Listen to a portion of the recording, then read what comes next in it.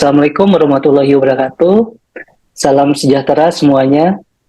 Pada kesempatan kali ini, kami perwakilan dari PIPI akan membahas beberapa pertanyaan yang sempat teman-teman sharing uh, di akun Instagram PPI Itali terkait masalah pendidikan di Itali.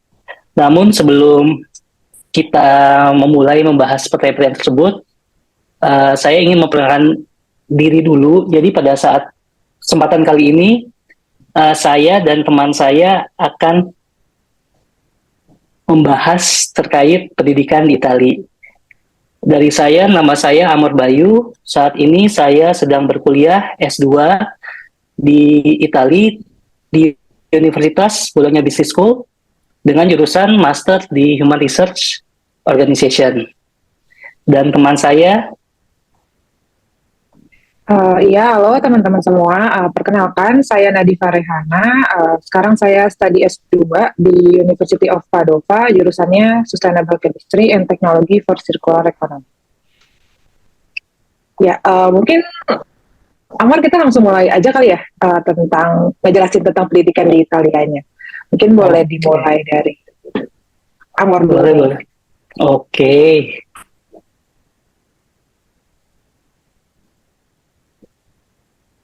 Jadi sesuai dengan berdasarkan pertanyaan dari teman-teman nih, banyak yang nanya terkait gimana sih untuk berkuliah di Italia itu. Jadi dari kami kita sudah mempersiapkan step by step-nya. Pertama yaitu adalah pendaftaran dan prakeberangkatan. Jadi sebelum kita istilahnya melakukan daftar dulu kampus, pendaftaran, hal yang pertama yang perlu kita tahuin itu adalah pertama list universitas. Jadi nggak mungkin kan kita ke Itali, kita nggak tahu kita mau ke kampus mana. Kita nggak tahu jurusan apa yang kita pengenin. Terus yang kedua, apabila kita udah tahu nih kampus yang kita pengenin, kita harus mencari tahu persyaratannya. Biasanya sih persyaratan pendaftaran ini ada di website masing-masing kampus. Nah, yang ketiga adalah DOV. DOV ini adalah Declaration of Value sebagai syarat untuk berkuliah di Itali. Nanti akan dibahas lebih lengkap di slide selanjutnya. Lalu akan kita bahas juga terkait masalah pre-enrollment, dan juga akan kita bahas terkait enrollment dengan kampus, visa, kondisi fee scale, list beasiswa, IC, tuition fee, living cost, housing, dan dokumen-dokumen yang harus dibawa, serta perlengkapan biaya prakeberangkatan dan juga asuransi. Jadi itu beberapa list untuk awal prakeberangkatan yang akan kita bahas di tahap pertama ini. Yang pertama kita bahas dulu tentang daftar universitas. Jadi nanti teman-teman kalau mau cari tahu nih ada universitas apa aja sih di Italia, terus terutama yang programnya ini bisa dalam bahasa Inggris, teman-teman bisa buka aja di websitenya, itu universitali.it. Nanti teman-teman itu bisa cek tuh kira-kira jurusannya apa aja sih yang ada dalam bahasa Inggris. Kemudian kalau misalkan teman-teman udah nemu nih universitas yang teman-teman mau tuju, nanti bisa teman-teman kan apply dulu nih, nanti bisa dilihat apa aja sih persyaratannya. Nah, untuk persyaratan pendaftaran itu, dan ini persyaratan general ya teman-teman ya. Jadi kalau teman-teman mau lanjut, mau daftar di universitas di Itali, jadi teman-teman harus ngelengkapin persyaratan ini. Jadi yang pertama itu ada Declaration of Value. Nah, jadi untuk Declaration of Value ini itu dibutuhin sebelum teman-teman ngelakuin enrollment ke universitas di Italia. Nah, untuk proses pembuatannya apa aja? Jadi itu yang pertama, teman-teman bisa lihat di slide-nya ada fotokopi ijazah, legalisasi. Boleh dilanjut, Amor? Oke, baik. Untuk tahap selanjutnya setelah legalisasi berbagai macam dokumen, ini adalah hal-hal yang wajib ya teman-teman. Jadi sebelum teman-teman submit kirim dokumen kedutaan, teman-teman harus memastikan hal dokumen-dokumen tersebut dilengkapin. Lalu selanjutnya adalah pre-enrollment. Jadi ketika kita udah melakukan semua tahap-tahapan sebelumnya tadi, kita harus melakukan pre-enrollment itu di link di Universitas Itali. Jadi nanti kalian tinggal klik link yang ada di slide ini. Nanti kalian akan melakukan appointment untuk pre-enrollment dengan Italian Embassy. Selanjutnya, setelah pre-enrollment, kita akan lanjut dengan enrollment, yaitu dilakukan terkait dengan di kampus yang kita tuju, yang kita diterima. Jadi semua prosedurnya itu berdasarkan masing-masing kampus. Apabila semua tahapan tersebut sudah, selanjutnya adalah melakukan appointment untuk visa. Untuk appointment untuk visa ini sendiri, saat ini dari Embassy Italy di Indonesia, kita bisa melakukan via website untuk appointment-nya. Jadi pastikan teman-teman membooking appointment untuk visa di link premiltami.stri.it ini. Mungkin mau nambahin sedikit, Amor. Jadi kenapa sih kita tadi mesti ngelakuin step-step yang banyak, kan ada di OV, pre-enrollment, enrollment, karena nanti teman-teman untuk bisa issue visanya, jadi teman-teman harus ngelengkapin step-step itu dulu gitu. Jadi step-step yang tadi itu harus teman-teman lakuin satu persatu, baru teman-teman bisa untuk pengajuan visanya. Jadi gitu.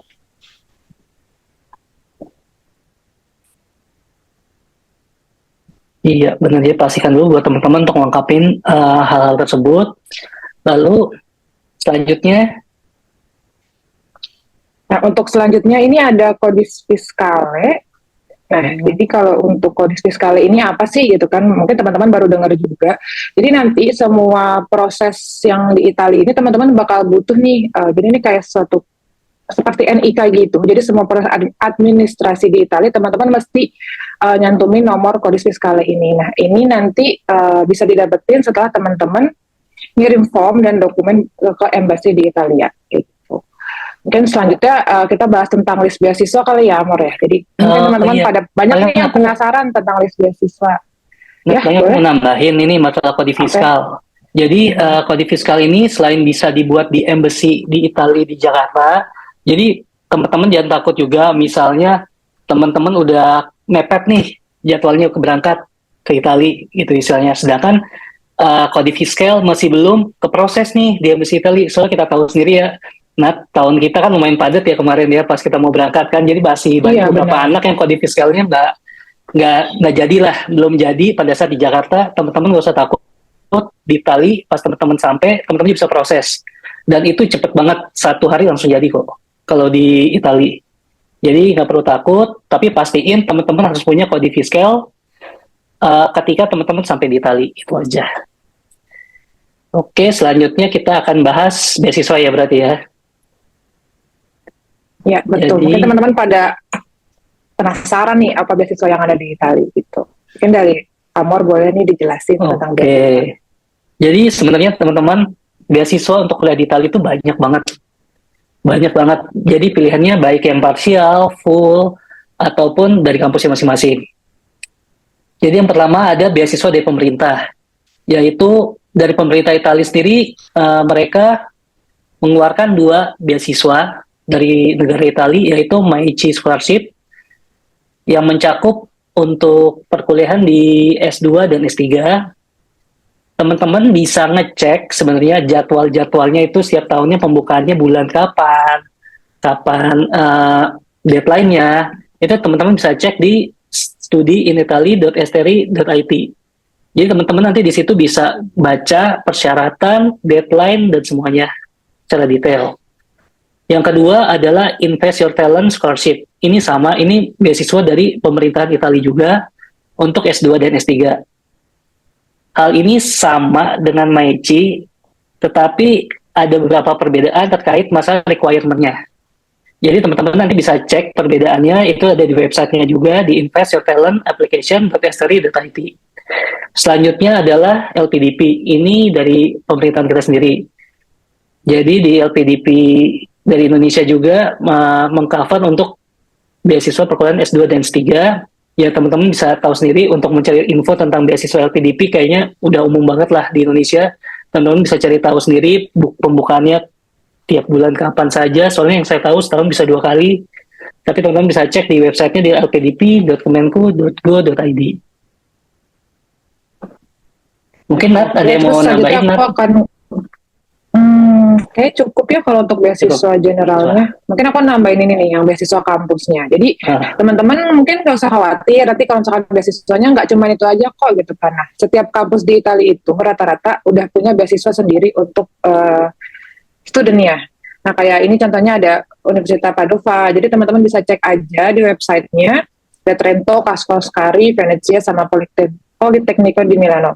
Nah, teman-teman bisa cek nih apa sih persyaratan beasiswa dari kampus itu apa aja. Nanti teman-teman bisa siapin untuk apply beasiswa dari kampus. Jadi nggak cuma ada beasiswa general yang tadi udah disebutin sama Amor, nah ada juga beasiswa khusus dari kampusnya. Yang mana untuk beasiswa kampus ini biasanya itu dari jenjang S1, S2, sampai S3.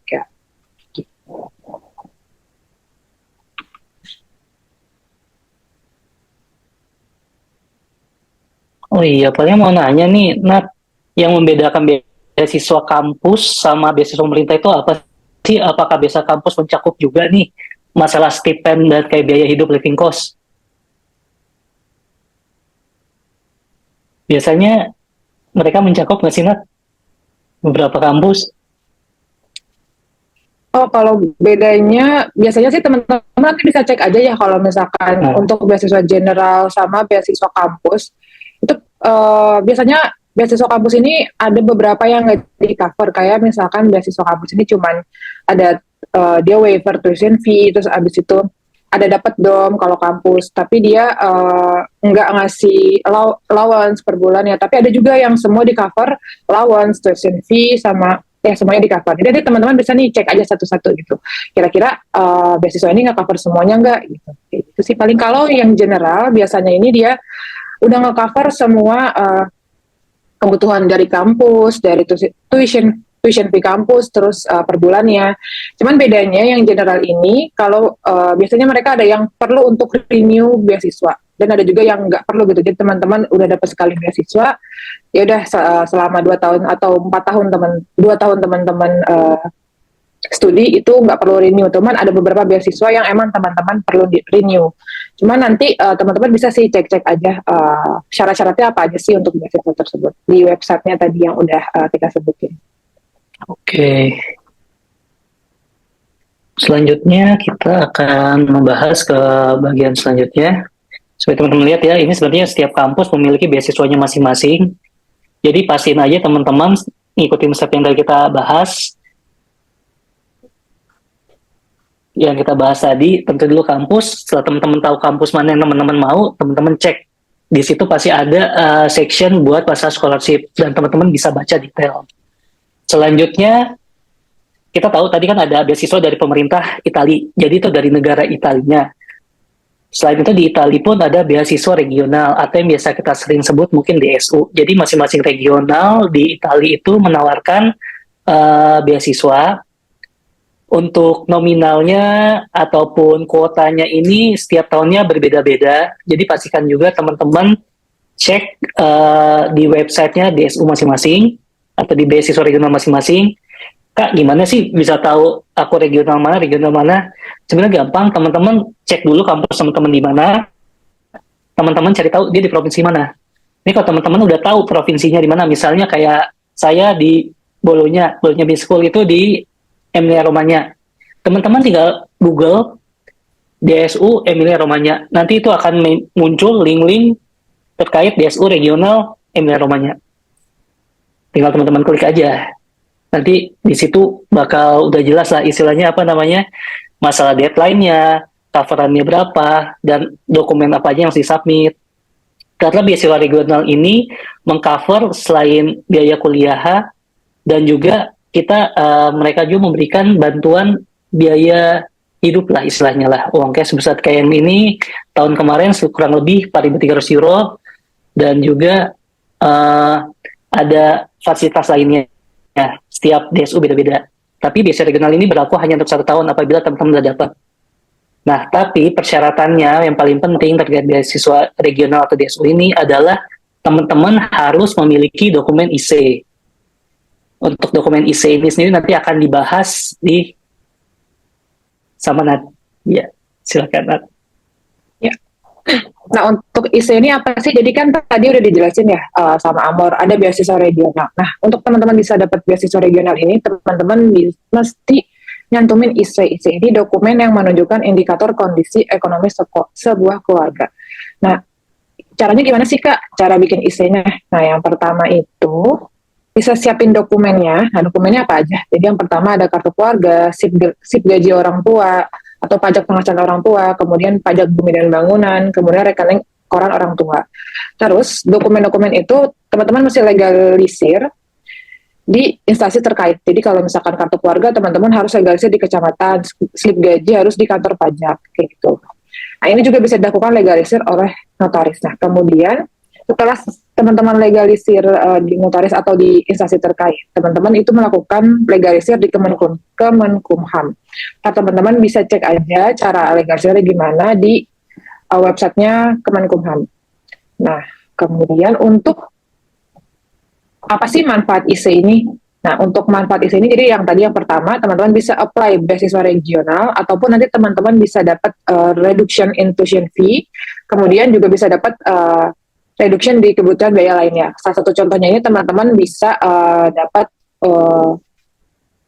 makanan di kantin kampus, atau yang di sini biasa disebut mensa, gitu.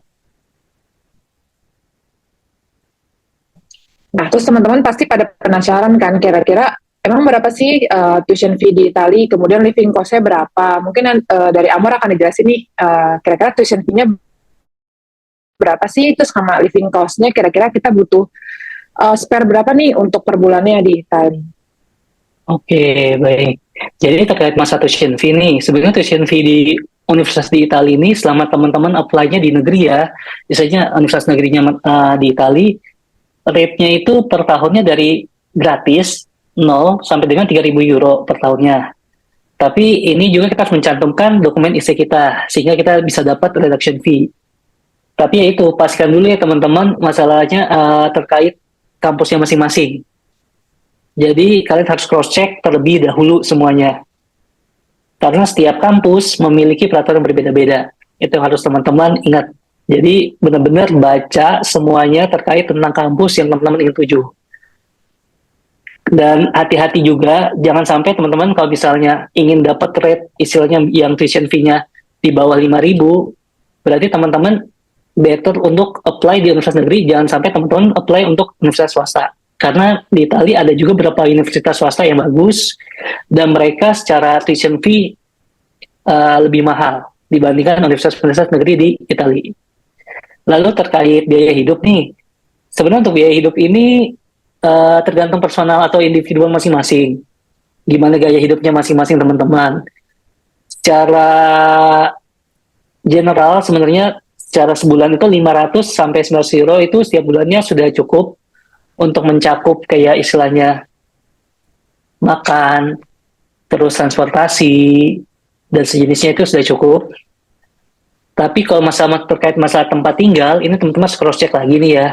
Karena terkadang mungkin gara-gara di tahunnya kami yang baru datang di 2022, itu untuk terutama di kota saya, di Bologna ini agak sulit mencari tempat tinggal. Sehingga harga living cost untuk misalnya untuk sewa rental itu agak naik, soalnya kita habis pandemi selama 2 tahun, di mana perkuliahan itu udah hybrid, maksudnya udah online kemarin-kemarin, tiba-tiba di tahun 2022, pas kita masuk, semua mahasiswa ngumpul semua ke Itali. Soalnya kelas sudah mulai offline. Sehingga demand dari tempat tinggal itu banyak, sedangkan yang available itu terbatas, sehingga market di sini menaikkanlah harga untuk rent.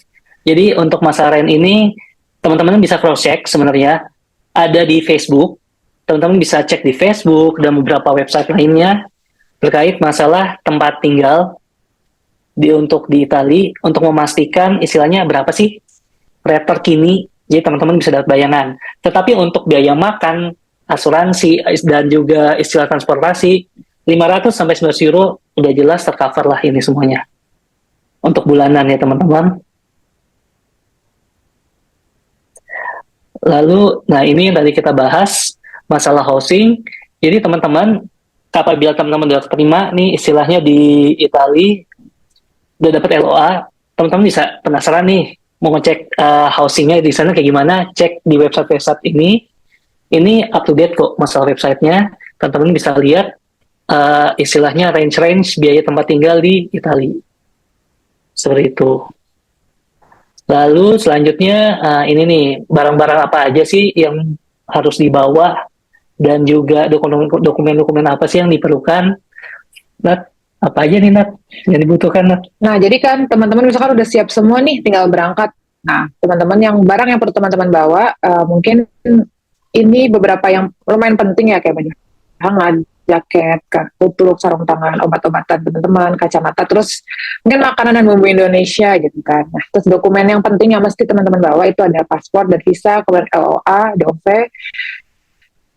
Autentika Fotografia, PNL Summary, dan kalau bisa teman-teman udah mengcopy semua dokumennya. Nah, dokumen-dokumen yang teman-teman perlu bawa ini nanti itu dibutuhin untuk teman-teman enrollment secara langsung di kampus. Jadi nanti teman-teman mesti bawa nih untuk dokumen itu. Nah, kemudian Oke, jadi teman-teman itu secara garis besar nih hal-hal general yang perlu teman-teman ketahui terkait persiapan sebelum keberangkatan dan pasca kedatangan ketika di Itali. Nah, sesi selanjutnya nih, Nat, kita akan membahas juga ada beberapa pertanyaan dari teman-teman yang di Instagram. Mungkin bisa kita bahas nih, yang istilahnya yang mereka penasaran. ya Kita benar. coba bahas Jadi kan satu ya. teman-teman kemarin udah masukin ini nih pertanyaan di Instagram PP Italia. Nah, kita akan coba nih bahas pertanyaan-pertanyaan yang kira-kira tadi belum kita bahas nih di booklet ini. Oke. Oke, Amor, mungkin kita mulai aja ya untuk menjawab pertanyaan-pertanyaan dari Instagram nih yang ditanyain teman-teman.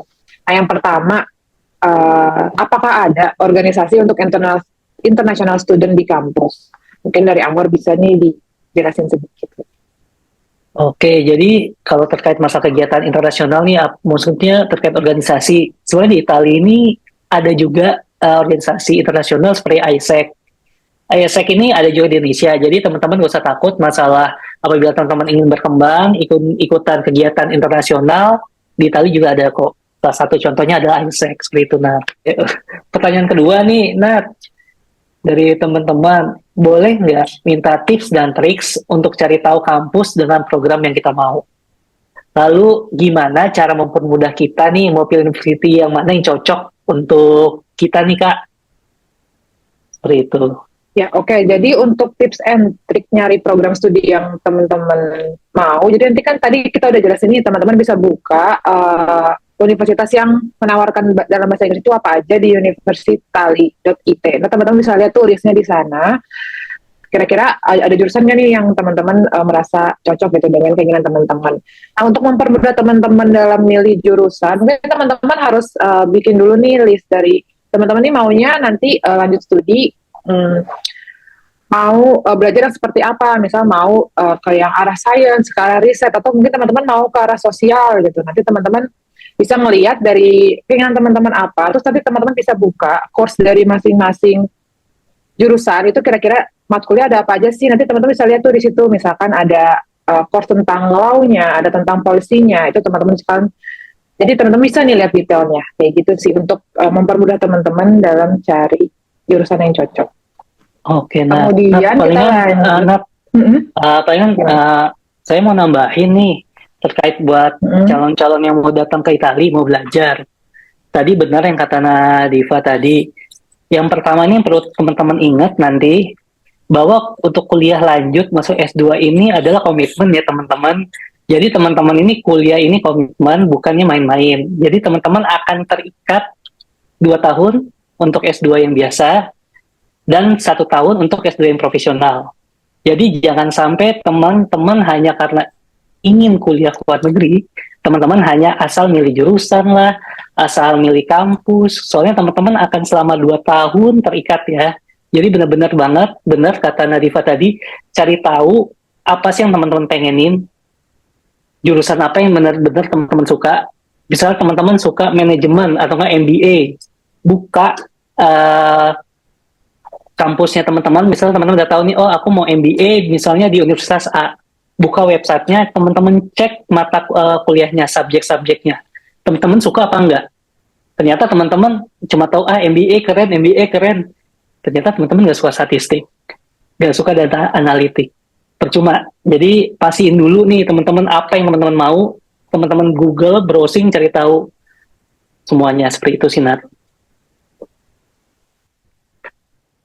Ya, betul banget sih, Amor. Jadi teman-teman mesti tahu semuanya apa. Nah, mungkin kita lanjut pertanyaan selanjutnya ya. Jadi untuk mahasiswa internasional, kira-kira ada kelas persiapan bahasa nggak nih untuk di kampus di Italinya? Amor mungkin bisa bantu nih jawab. Oke, jadi untuk persiapan bahasa nih. Jadi sebenarnya dari masing-masing kampus mereka menyediakan istilahnya kelas bahasa gratis. Kayak di Unibo itu untuk bahasa Itali, mereka ada program yang bisa kita apply, tapi ada kuotanya juga. Jadi ada istilahnya bulan-bulannya lah. Dia pastiin juga teman-teman kalau misalnya teman-teman yang emang tertarik mau belajar bahasa Itali, gak usah takut. Setiap kampus di Itali mayoritas memiliki program bahasa Itali gratis seperti itu. Oke, selanjutnya ada juga nih Nat yang mau nanya. Ada yang pengen tahu nih terkait masalah jurusan seperti jurusan tertentu di Itali. Mereka ingin nanya terkait masalah peringkat kampusnya dan apakah hal ini juga tercakup dalam LPDP terkait jurusan yang terkait. Nah, jadi teman-teman kalau misalkan untuk kampus di Itali, mereka ini rata-rata sudah standarkan jurusan-jurusannya gitu. Jadi teman-teman gak usah khawatir nih untuk peringkatnya apakah lebih bagus di Universitas A atau Universitas B, karena mereka itu rata-rata udah standar nih. Jadi nanti teman-teman pasti bakal dapet yang bagus gitu untuk jurusannya. Nah, untuk peringkat kampus yang tercakup LPDP, jadi kalau untuk beasiswa LPDP, teman-teman itu bisa cek di buklet dari LPDP-nya sendiri untuk negara Italia, apa sih kampus dan jurusan yang di cover sama LPDP. Jadi nanti teman-teman di buklet tersebut teman-teman bisa lihat nih kira-kira misalkan contohnya di Padova ada jurusan apa aja yang emang LPDP ke cover gitu. Terus di Polimi atau contohnya di University of Bologna. Jadi nanti teman-teman bisa langsung lihat aja di buklet LPDP-nya untuk jurusannya.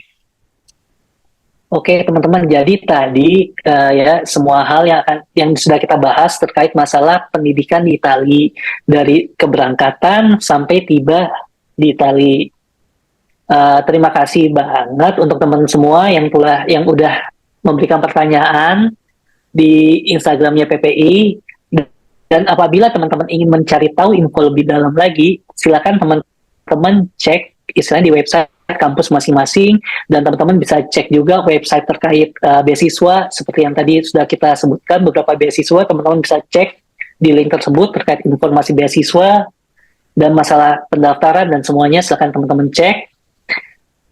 Terima kasih sekali lagi. Sekian dari kami perwakilan dari PPI Itali. Terima kasih. Wassalamualaikum warahmatullahi wabarakatuh dan salam sejahtera.